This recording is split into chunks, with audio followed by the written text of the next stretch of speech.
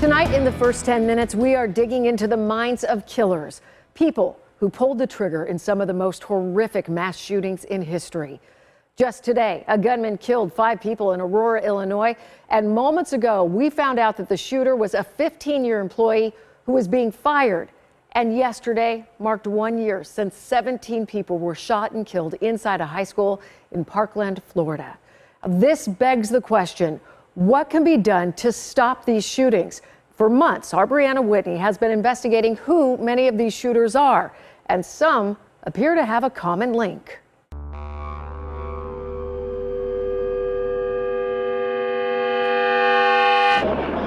I saw him shoot. First shot went off. Shooting was on that side. He left everything for people to see for a reason.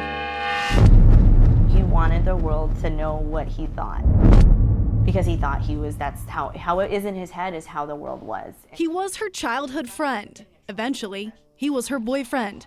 Ashley Figueroa didn't know high school without Jared. Did you know you were dating a future mass shooter? Did you ever think that? At the time, no. I wouldn't have never thought that whatsoever. In 2011, Ashley watched her TV as Congresswoman Gabby Giffords was rushed to the hospital, shot in the head at an event. 6 people died, many more were injured, all at the hands of then 22-year-old Jared Loeffner, Ashley's ex-boyfriend. What if it's something earlier, what if he had done a shooting at the school? I might not be here today for all I know. She says looking back now, the signs were there. Loeffner felt the government and world were against him. When he was talking about his conspiracy theories, he's very passionate about it. You could, see him either shaking sometimes because he was so angry about something, and I was just like, okay. I've covered 2 of these mass shootings. In 2014, I was sent to Santa Barbara, California, after Elliot Rodger killed 6 people. And then just 3 years later, I was a reporter in Texas and was sent to the Sutherland Springs mass shooting that left 26 people dead in a church. And as a reporter, you get to these scenes and you're interviewing people, and they're devastated and heartbroken. And you hear the same thing every single time. I never thought he could do this. What's happening to boys today is scary, it's sad, it's tragic, but what's even more tragic is that we are ignoring it.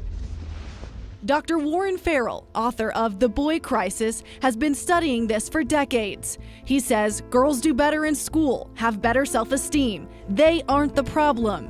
It's the boys who grow up wanting to be the star football player, the hero firefighter, the picture of masculinity.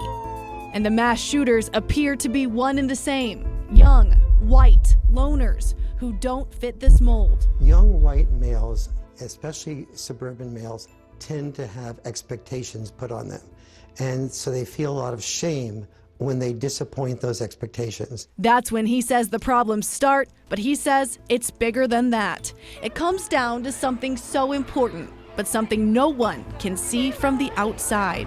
We see in almost all the mass shooters the similarity of dad deprivation, which leads to a boy feeling ashamed of himself, withdrawing, becoming angry that nobody likes him, pays attention to him, is proud of him. And as he looked into many of these mass shooters' pasts, he found that same link. We saw this with Adam Lanza and Sandy Hook, this enormous anger, this dad deprivation. We saw this with David Katz in Jacksonville. Parents divorced. He was living with his mom since age 11. Robert Bowers, Dylan Ruth, Stephen Paddock, Elliot Rodgers. Shooting into the classrooms, he shot through my door. First shot went off and he continued shooting. Years later, Ashley, now realizing that same red flag, was there with Loeffner. Never talked about his family. Never invited me over for dinner like a normal kid would do when they had their girlfriend. Dr. Farrell says Loeffner, like many of the other shooters, turned to mass destruction to get back at those he felt had wronged him. Farrell says that's the storyline almost every time. I'm angry at girls, I'm angry at the school, I'm angry at teachers, I'm angry at people in general. I have no real friends. I will get attention for once in my life. I just saw blood everywhere. He says while father involvement is key, it can't cure a genetic mental illness or disease. In those cases, he says rehab and intense psychotherapy are needed. But he says too often after these shootings, we only see and feel the effect: death, heartbreak, fear. But we must figure out how to address the cause.